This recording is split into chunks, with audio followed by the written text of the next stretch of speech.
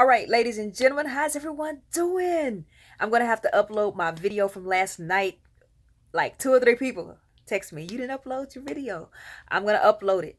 All right, so on tonight, we're gonna freestyle, of course. We're gonna do all that great stuff, okay? And then I wanna talk about special education and the overrepresentation. I'm gonna give you a brief synopsis. I'm gonna be quick. All right, so you know that there was a researcher a couple of years ago who researched overrepresentation in the minority culture. Okay. And with this research, the researcher discovered that many students who are minorities were labeled as MR. I do not like to use that word, but I like to use unique learners. They were labeled as unique learners. And with this, states, many states began to set a quota on how many students could be placed or could receive special education services. The study that I conducted indicates that special education services are driven by data, and data from the student is more relevant than data on the abundance of students being served. Did you hear what I said? Data from students is more important than data on the abundance of students who are served. Now, then, here is the problem.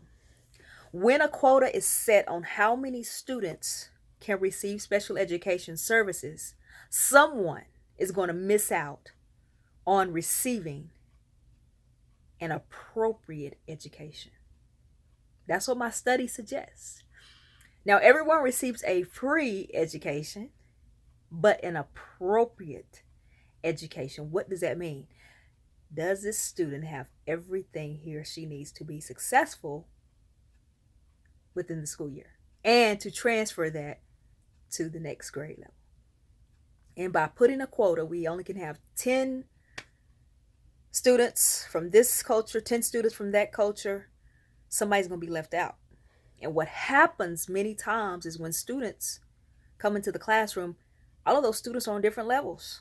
And there may be 20 to 30 students who need special education services, and the quota from the state and those other from the nation is maybe 5 students.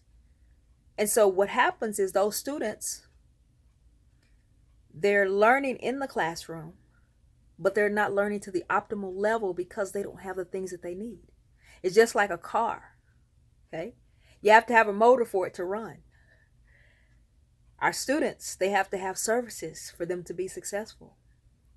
And so when we talk about the quantitative part of special education, let's look more at the data and let's set that standard, that expectation, rather than looking, and I'm going to explain my research, rather than looking and observing how many students look alike who are served in special education or have that particular title. Let's look at the data.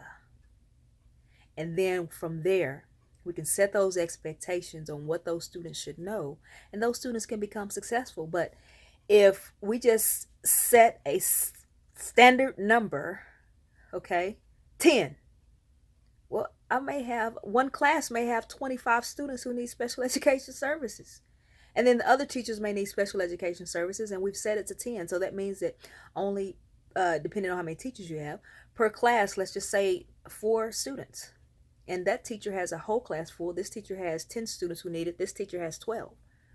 And so I really want you to look at that. And now we don't want the whole school receiving those services. Only if those students need it. Now we can set an expectation. If a student scored, let's create some tests. If a student scores between this percentile, then they are a candidate for special education. We can do that. That's no problem. But just eyeballing and saying, okay, there's 10 students who look alike and they're labeled, okay, or they need services. That's an injustice to the students because those students, right, need special education services. And because of a number that we've set, and I say we because we're a community, we work together. Because of the numbers that we've set, some of those students are being left behind. Is that fair to the students? No. So we appreciate the extra monies that are allocated to special education. That's great. Now let's talk about the students who are served and what they need. And let's look at the quota, how many, the percentage. Let's try to focus on, or let's focus on the data. What does it say about these students? Because what's happening, and I'm almost finished because I have to get ready for my freestyle. What's happening is that schools are missing the mark. Some schools, and this is all over the country, missing the mark because it's a quota for who can receive special education services. A student may miss being placed in special education by 1 point, and they can't be in special education because we already have 10 students and the quota is 10 students. So that student receives intervention from the teacher or pull out, but we're talking about the special education services that the student is missing, that the student needs. Okay, so let's think about setting an expectation for the data. The data only. Let's look at that rather than looking at the numbers of students who are being served, because someone's going to be left out.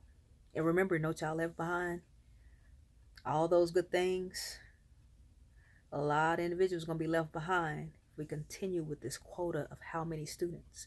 And as I said before, we don't want to just have an influx, but if the data says that these many students need special education services according to a test, then those students need special education services.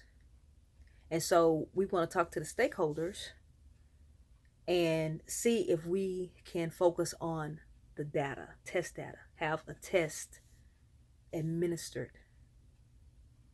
Okay. And then from that test, set the standard. And if that student is within that range, they receive special education services. If not, then they don't. But we're looking at the data, and there is no cap or quota.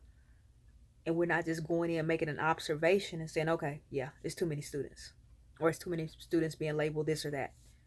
They need the help. They need the help. Okay.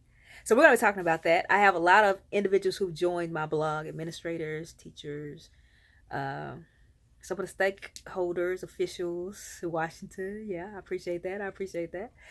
Email me at emony_love@yahoo.com. I'm going to see my freestyle. Like, it's already 7:51. I've been on here for 7 minutes and 51 seconds. Okay, great. Anyways, so I'll be back in a minute. And connect with me, emony_love@yahoo.com. Thank you.